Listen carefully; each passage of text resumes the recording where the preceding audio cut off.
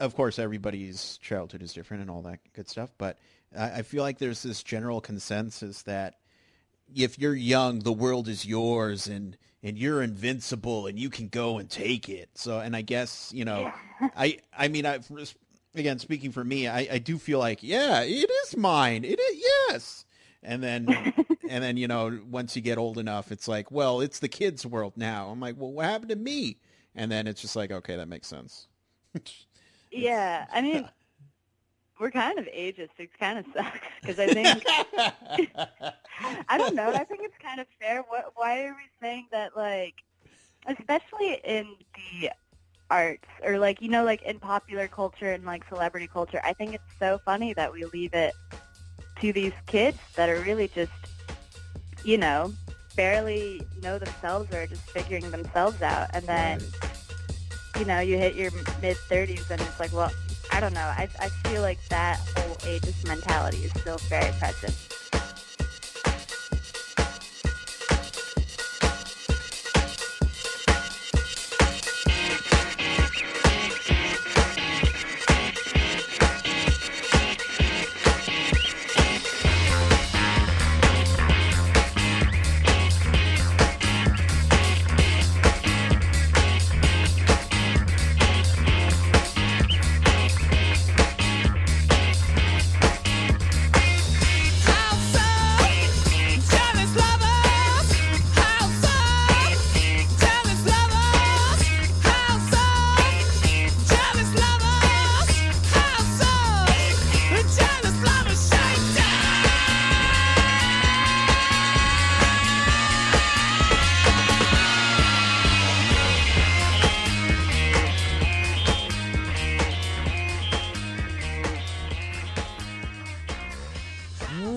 Welcome, everybody, to Casting for Two, the podcast, as always, hosted by me, Chris. Welcome, everybody, to episode number 378. Right? 378? Why did I say 378? 398. Oh, my gosh. 2 away from hitting the big 4-0. Welcome, everybody. Continuing the motto of the podcast, I hope everybody is staying safe and being courteous to one another and respecting one another while they're at the voting booths and just in general, if you're doing your duty to vote, good for you. If you haven't voted yet, hey, that's no problem. You just gotta, be quick about it before the polling locations get super busy. So if you're able to vote early, and wear a mask while you're doing it. All right. That's all I've got to say right now. But I should talk about my guest for today. She is an incredibly talented singer, songwriter, musician. Leila Sunier is here to just brighten up the room with her wonderful music. And I should say her EP is out right now. It's called Where Everything is Perfect. And I really highly recommend picking up the EP. It's a very beautiful EP. And I just had so much fun chatting with Leila, and which obviously you will hear right now, because let's get into this episode. I'm done talking. So everybody sit back, relax, and Leila, take it away. It's so funny because I use Skype to make these calls, and I don't have a phone number at all, so Okay. I never know what comes out on the other end. And I've heard it all from like, oh, it said unavailable, or recently this guy was just, it's a bunch of like weirdo exclamation points, and I was just like, oh wow, that's a new one. So yeah, That's so funny. yeah, and I guess they feel like I'm a telemarketer, but I'm like, I literally have no idea what's gonna pop up. So, Got it. but Yeah. yeah, But yeah, it worked, and you're here, and now we're talking, we're in it, we're in the podcast.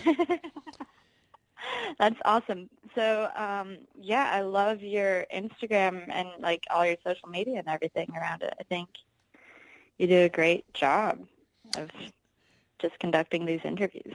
Thank you. So I'm thrilled to I be here. I appreciate that. It's funny because I don't like, we're just gonna chat. We're gonna have a chat. We're two people chatting, and Okay. it drives me crazy when I see like true interviewers that are like, so tell me, what was your favorite moment? And I'm just like, ugh, I can't. That's not my thing. So, like, if I can just have a general chat with a chit chat with somebody, then yes, that's what Yeah, interests me more. So, I'm glad for sure. that comes across because yeah, sometimes again, I don't know. I'm in my own world, so I can't. I never know. Yeah, for sure. But yeah, this is a loose show. I'm very curious. We're all in a certain weird predicament, and I've been asking a lot of people this question nowadays. With COVID and the pandemic going on, do you feel like your creativity has been um, uh, greater than usual, or are you just kind of like, man, I'm just chilling right now? Um, I feel like it comes in fits and spurts. I feel like, there's a lot of anxiety and stress that Mm, comes with this time, and I think people have gradually, at least that I know in my circle, they've gradually become accustomed to it as, this is what reality is. And I mm, think, um, creativity is something that it's not always easy to tap into, and I think it's right. all right to let yourself not feel that constant pressure of like, oh, I need to come out with something, great. I think it does give you more time, though, to figure out where you want to focus your energies creatively, and like what aspects of yourself you want to discover. I think even if you're not working in the arts, you could probably be learning more about yourself and your values and Hmm. what you want to be doing, so long as you give yourself that time. So if that's an optimistic spin to it, right? Yes, yeah. Unlike mine is just like where everything is over, nothing's changed. No, I'm just kidding. It, but for sure, definitely. I mean, you know, I can't say that isolating at home is new for me. I've always been a homebody. Yeah. So it's just like, man, it's the same for me. But it has given me this outlet of, well, let me kind of evaluate everything that's going on. And it's very odd, not odd, but very unique that we're all in the same predicament, literally around the world, where we got it. We all just got to hunker down, stay indoors, and if you go out, wear a mask for you and other people. But I don't know. It's in a way, in that sense, I think it is kind of, I don't want to say beautiful, but just kind of, it reminds me of everybody going to or like when concerts were a thing, and everybody would be there to support, the band or the singer, and just seeing a sea of people just in it together. Like that's, I don't know. I think that's a good thing that we're all in this together. Now, of course, Yeah. there are some holdouts, but that's human nature. Um, but yeah, no, and again, I'm the same way where I'll have creative moments and also moments where I'm gonna stay in bed. Yeah. I think, and those moments where you have to realize that you have to care for yourself, and also I think it's given like a good window into relationships that you Mm, want to take care of, and how you want to stay connected with people. hmm. Because in some regards, I guess you could say, like you don't feel a constant pressure to show up and go out, but you can, reach out and talk on the phone, or you could go again, like back into yourself and figure out what really needs to be addressed for yourself personally at this moment. Mm-hmm. Yeah. I have now, and I don't want really specifics or anything, but have you been doing that yourself, just like evaluating you? I feel like that is, even before this, that's been I try, I would say I'm very much a wallflower type personality. Perks of Being a Wallflower was probably my favorite book as a high schooler. Yeah. Where I feel like I'm constantly trying to observe and take note, and I feel the most if I can't understand why I'm reacting to something, then that's not good. Like, I think that's why I write, because I just need this constant, it's just this constant need of understanding, like, my personal psyche, the events around me, the people around me. Why am I reacting a certain way? Why are they reacting a certain way? What egos are at play? I think, yeah, and that's not, I don't know if that's good or bad. It's just the way it is. Right. Yeah, so you use writing to just understand, things, subjects, whatever, a lot better? Yeah, 100%. It's just this whole, I think, so I paint and I write. And I think when I write music, for me, it's very much trying to distill a certain event or a certain feeling within, X number of stanzas, whatever creative way I can do it. And then when I paint, people have asked me before, like, do you do it at the same time? Are you like painting and writing music and then painting? And it kind of is. You just kind of go into this cycle of, like, you paint to let your mind wander, to ask questions, I feel like. And then you come back and you answer those questions as best as you know, or your observations about a feeling in a song or a journal entry or something along those lines. Yeah. Okay. And I'm curious. I was talking with somebody earlier how I do I say, I'm doing air quotes. I write, but I like to do short stories. It's not writing. I just Oh, do it that's so because cool. I just do it because I just have an idea in my head, and I'm better suited to get the stuff out of my head other than somebody else. But like the idea of writing like a full blown story freaks me out because it's just like I have so much room to work in versus being confined to like 20 pages or something like that. For you, do you like writing music because or how do you feel having to write music within a certain in a certain box? Like you can't go all out and do like an hour-long song, which I don't know, maybe you could revolutionize things, but I'm just wondering, do you like those those parameters? Um, yeah, I guess I like challenging those parameters, but not too much that it becomes a thing that you can't relate to, if that makes sense. Yeah.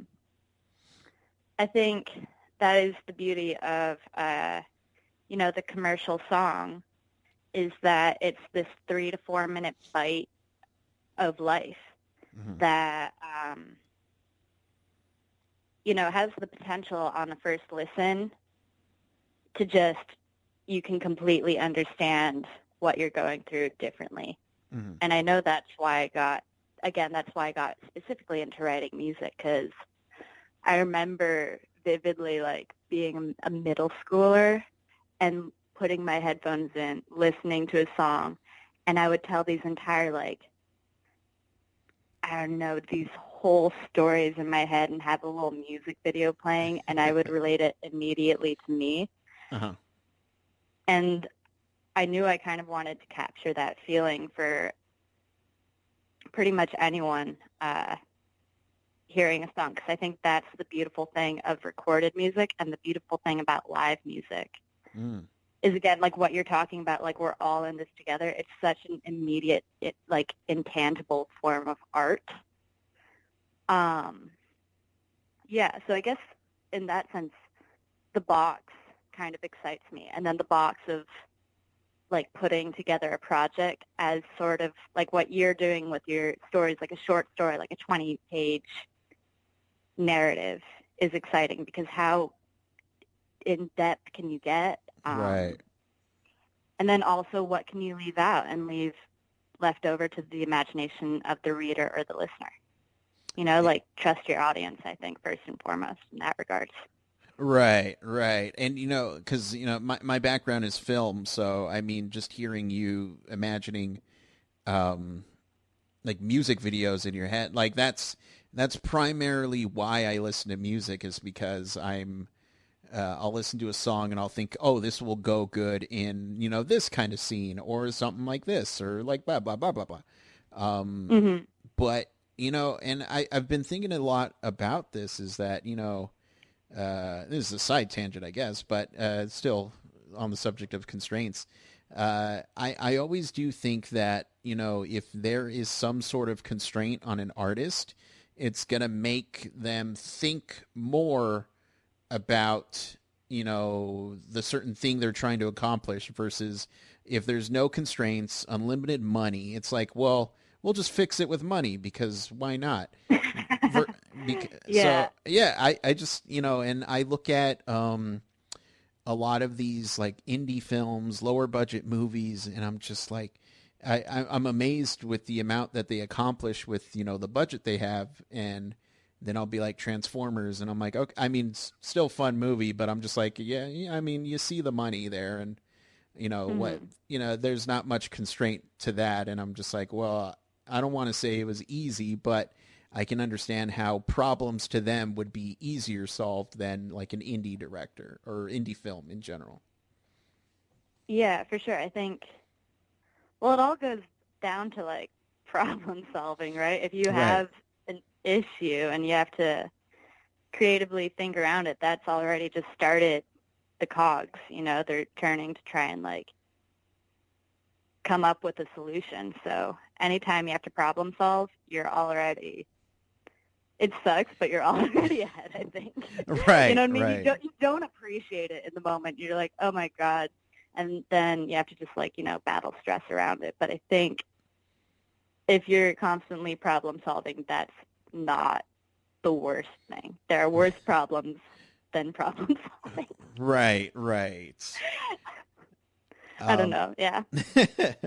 No, so I'm curious, as far as writing music for yourself, what's your writing process like? Are you very like, this song needs to be, 100% perfect, and do you, freak out if it's not, what you were expecting, or does it take a lot of time for you?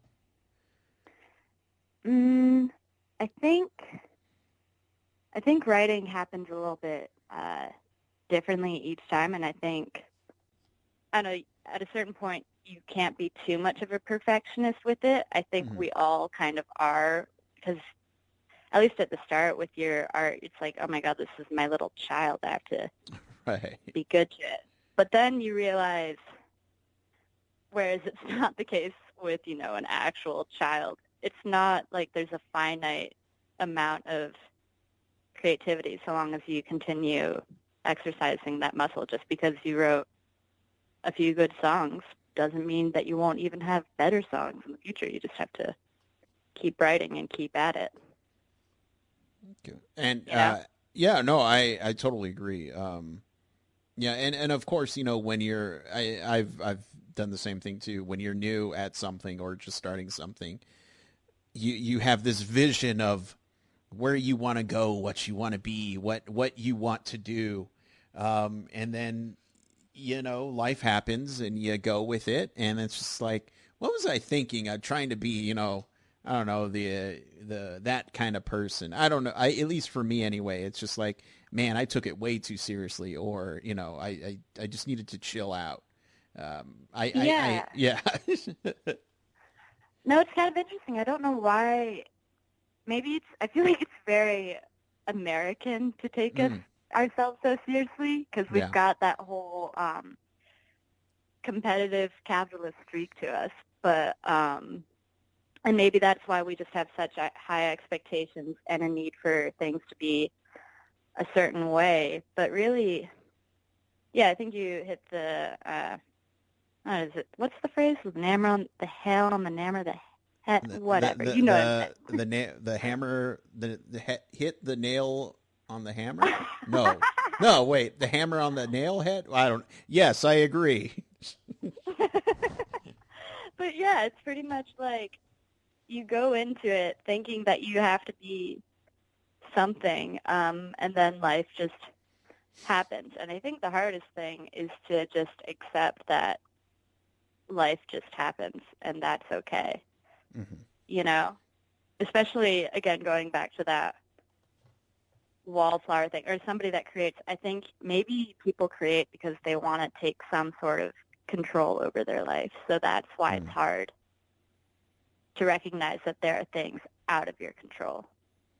You know? Right, right, right. And and just just hearing you talk about it, I can't, you know, of course, everybody's childhood is different and all that good stuff, but I feel like there's this general consensus that if you're young, the world is yours, and you're invincible and you can go and take it. So, and I guess Yeah.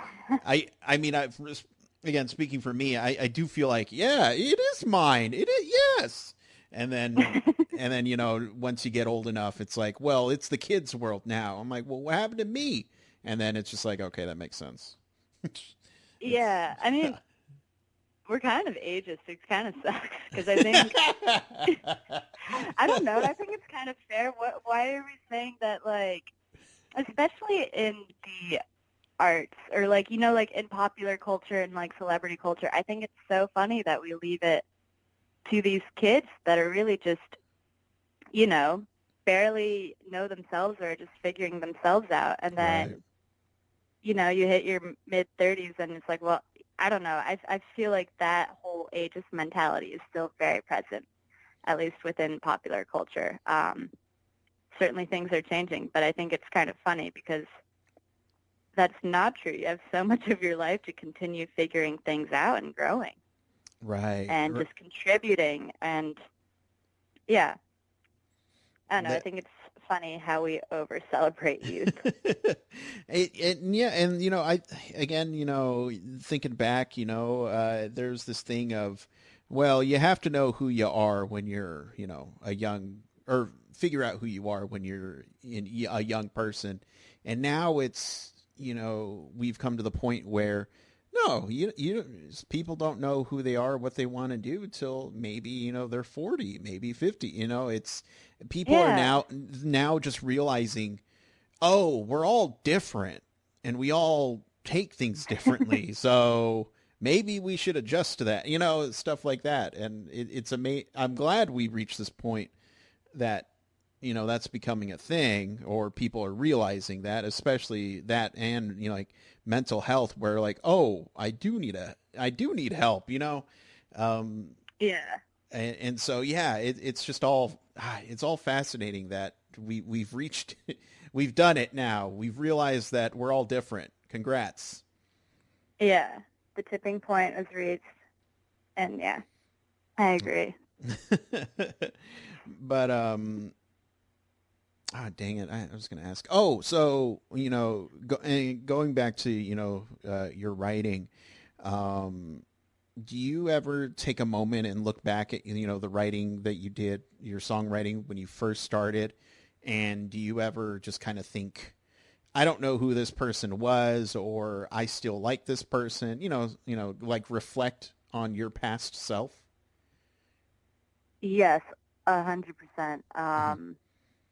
It's because I started off writing from a very personal standpoint, and I think my favorite work of mine still remains to be incredibly personal. Hmm. So when I look back at, like, say, my first song, at my first song that I ever wrote, I was like 13 or 14, and it was called Good Morning Starshine, and it's this really cute little upbeat ditty. And it's just such a different understanding of language and what it means to love or feel something for someone, because Hmm. obviously I was 14, different. Right. Um, and then I think you can see, like, moments where you were perhaps weaker and more spiteful in your writing, which, you know, if you've ever been that way, and then where you've kind of matured and seen, like, where you can take on the fault is perhaps your own in Mm. your writing. I think, again, it's pretty much very in flux, and sometimes you don't recognize the person, or sometimes, uh, honestly, I sometimes admire the tenacity of a younger version of myself, I guess. Um, you know, and just being very convinced of a certain ideal. Right. Whereas, like, I just turned 24 this summer, so I feel like I'm entering my quarter life crisis. Mm. And, um, yeah, I think going back to what we were saying about, I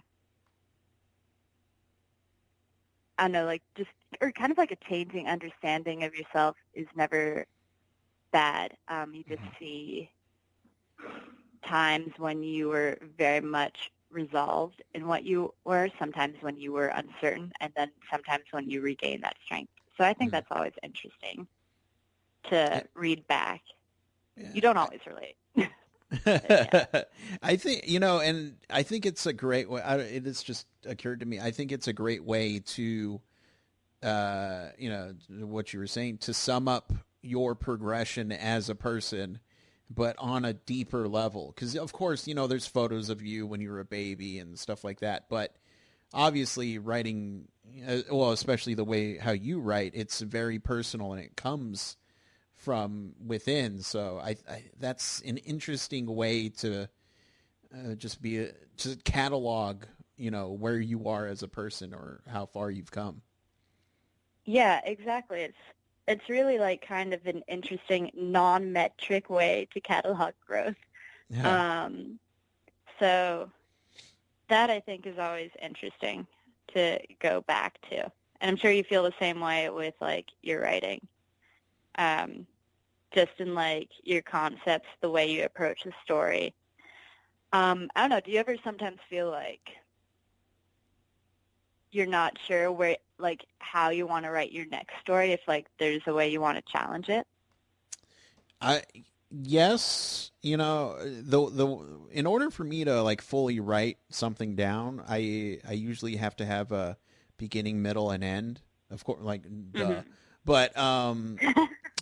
But I love those moments of, you know, oh, I don't know where this is going to go, but let's just see what happens. Let's see what my brain comes up with. And you know, there are certain subjects that excite me, where, you know, I would love to write a like a rom-com that doesn't involve any kind of love from a man or a woman. You know, it's like, oh, she's not hung up on a man, you know, just stuff that's Hmm. stereotypical. I just don't want to do stuff like that because, you know, it's been done and that's totally fine. But, you know, stuff like that always excites me. And also, you know, like, one of the things that I've been really trying to do is, you know, I am a man, I have a man brain, um, but I would love to write just awesome female characters and female stories. So that's what I've been focusing on, more, as you know, within the past couple of years, is just like, you know, and it helps having a good stable group of women I can go to and be like, look, I don't, this is what I got, tell me what's realistic, what's unrealistic, just like give me notes, please. Cause Yeah. I don't want to make anybody mad. Um, again, that's why I say I have man brain. I'm dumb naturally. So like, let me understand it. And that way I can have a better understanding about, other subjects in general. So That's great. I feel like that's a very proactive approach to just like further trying to learn other people and their experiences. So that's really cool that you've taken that on. yeah, it's, thank you. It's just that, from a story from just one point of view, I don't know. I feel like it could get, a boring, stale. It's just like I don't getting learning other points of view, and also it might affect the way that I think in real life. I was very fortunate at a young age to have the friends that I had. We weren't the typical guys that were like, "Oh, it's Friday, we need to get chicks, man," and Hmm. that was not our MO. It was just like let's hang out, let's have fun, and we'll treat everybody with respect. So, and I would like to inject more of that in the projects that I do, and which is why that's every July for the podcast birthday, I try to devote the entire month towards females in the industry, whether it's singers, actors, writers, whatever, comedians. And I just want to highlight female voices more because I think that's very important to do, and so that I don't know Yeah. that's just kind of the initiative that I like to do. So No, that's really cool. I like that. thank you, and Yeah. I have a lot of fun. It's fun because That's good. You should be having fun. I feel it's like horrible. It's first the and worst. foremost No, fun. yeah, no, yeah, it's great. Um, but you and I guess we should talk about your album coming out. Okay. By the Do it. time this airs, it'll be around the album. So, um, but as a person who has a hard time writing music and has only written one song and has retired from writing music semi-professionally, no, I'm curious. Off the album, was there one song in particular that was a bit harder to crack for you, or something wasn't working? Hmm. A little bit harder to crack. Yeah. Funny enough, maybe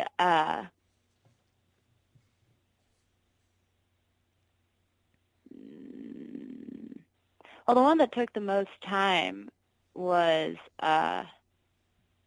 Everyone, which is the next single that's coming out. Well, it will have been out by the time the podcast comes out, but it's out next week, September 10th, and it's the most straightforward commercial song, I would say, on it. Mm-hmm. Um, but I wasn't ever sure if I was satisfied, I guess, with how straightforward of a structure it was. And at some point I thought it needed more of an in-depth bridge, and then I realized that the simple statement everyone wants was satisfactory enough for me. And then I was like, you know what? That is a true statement. I'll stand by that. And then a song that came really quickly to me, it's called Cold Irises. It's the second to last song on the project. Mm-hmm. And that's very in-depth and kind of nuanced in its writing structure. Mm-hmm. And I know for me that was, when I wrote that song, it came fairly quickly. I started off with the final bridge, which is cold. It's this very hectic, neurotic pouring out of words that I always visualize. Have you ever been to a party where there's somebody that you used to be really close to and you can't talk to them anymore, and the friendship's just dead, the conversation's dead, and you're just like all these words and all these thoughts are running through your mind, but like nothing's being said. There's just this whole wall of space, this whole world. Oh yeah. I'm very familiar with this party. Yeah, you know, and you see them over there, and you've got all these thoughts, all these feelings, and nothing's being said. And that's kind of that monologue, that diatribe was where I started with that writing process. But I knew it wasn't the chorus. I knew it was kind of a post-chorus bridge type thing. And then from there, I worked backwards. And it's not a straightforward song at all, but for some reason, that one came pretty quickly. I think that was like a night and a morning. And that's honestly, a lot of my writing will start late in the night, and then I wake up in the morning, and then I finish it, which I think is pretty funny. But that one, it opened like this whole door of a new approach to how I wanted to approach structure. And then I guess everyone felt so familiar in its structure that I wasn't sure about it, even though I knew what I had was a completed song. Mm-hmm. So there's a roundabout answer for you. No, now you got me thinking about people who, that party. I'm thinking about that party. Ugh. Thanks a lot for making me feel things. How dare you? No, I'm just kidding. Yeah, I don't know. I think it's interesting. I think that song in particular, Cold Irises, is about realizing that friendships change. And I think when you're young, that's a really hard lesson to realize that the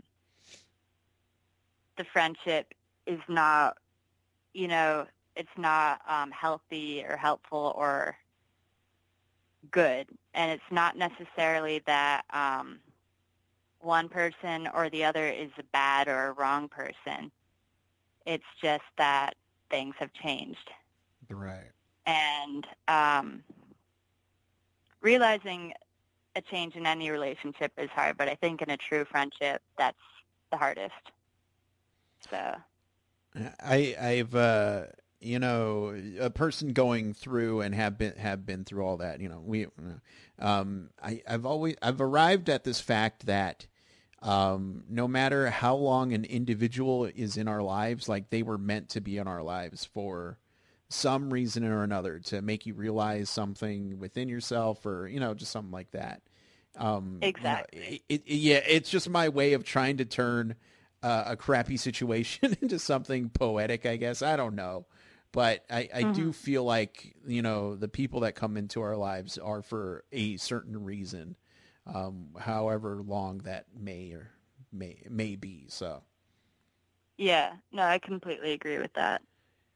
And I think that's a good outlook to have. All about that. Anytime you can spin something into some slight positivity, I'm about it. Yeah, just try to make people feel better about themselves. Yeah, a little bit, I'm not crying, you are. No. But so if there's one thing I love on a podcast, it's a good fail story. I'm wondering, do you have a gig fail story or horror story? A gig fail or horror story? Yeah. Oh boy. Here we go. Okay, are you ready? This is sad. Okay. All right. So, I'm ready. No. You ready? Okay. So I moved to LA last year. It's been a year now, September. Mm-hmm. And I got here and gigs were still happening, and I thought I was supposed to book all the gigs I could. I was like, that's what's going to make me seem like a verified, bona fide artist, right? Like have all these gigs. So I made the classic mistake of just booking too many gigs. I had some really good shows.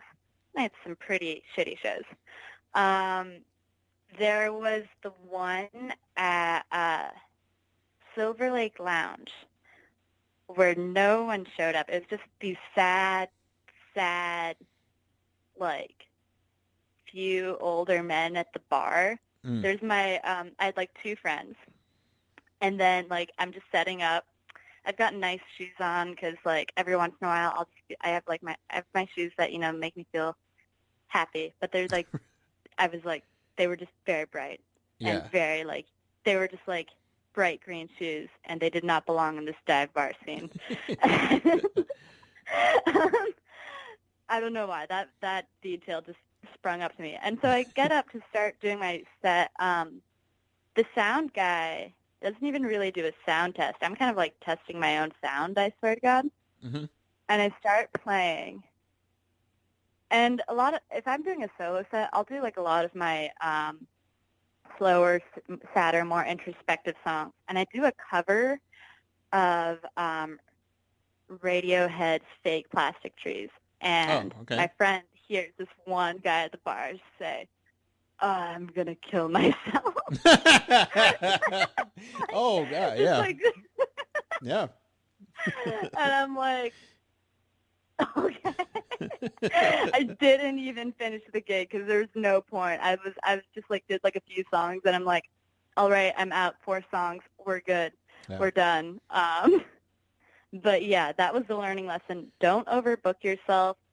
And if you are playing to the 4 lonely, sad people at the bar that are, just on a weekday night, perhaps don't play Radiohead's Fake Plastic Trees. Right, yes. I'll just be like a little bit too much. Right, yeah, okay. I was going to say, don't play play at fun places, fun bars Exactly. where everyone's having fun. play at pizza places like Chuck E. Cheese. Nothing but fun there. Honestly, yeah. Nothing but fun at Chuck E. Cheese. That actually would be a wild gig. Imagine like all the kids screaming and you're just trying to do your set and you're like, okay. Oh man, these kids love Radiohead. Let's break it out. Yeah, 100%. Oh my God, Weird Fishes would be really fun. But for the people at home who would like to listen to your music, keep up with you on social media, pick up the album, where can they do all that? All right. So you can find me anywhere online if you just type in my name and spell it the right way, but it is some Swiss French bullshit, so you will have some trouble spelling it. It's Leila space Sunier, Leila Sunier.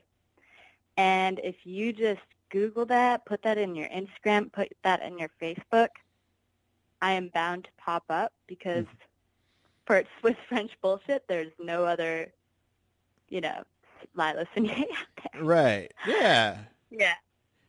So just type that in, Leila Sunier, at Leila Sunier. And yeah, you can find me anywhere. The project that's coming out in October is called Where Everything is Perfect. The single that's out right now is Sober/Without. Mm-hmm. And then the next one is going to be Everyone, and I'll just hold on to that third one and let you know. Okay. Yeah. Well, that's good. I don't like spoilers, so I'm not a fan of them. So thank you. But yeah, Leila, thank you so much for chatting. When I heard your song, the sober one, Sober Without, I like, there's so much heart and soul into it. That was just like, I got to talk to her because I'm just very interested in hearing more about her process. So thank you so much for chatting with me and letting me, find out more about you. I appreciate it. Well, thank you so much for chatting with me. It was such a pleasure. I feel very appreciative and just, thank you. Well, good. I'm glad. And anytime you want to come back and just chat more about being old people? No, young, people in general. I don't know. I'd be happy to have you back. That'd be great. Thank you so much. Thank you. Yeah. But yeah, you have a good rest of your day, and stay safe, of course. You too. All right. Bye. Bye bye.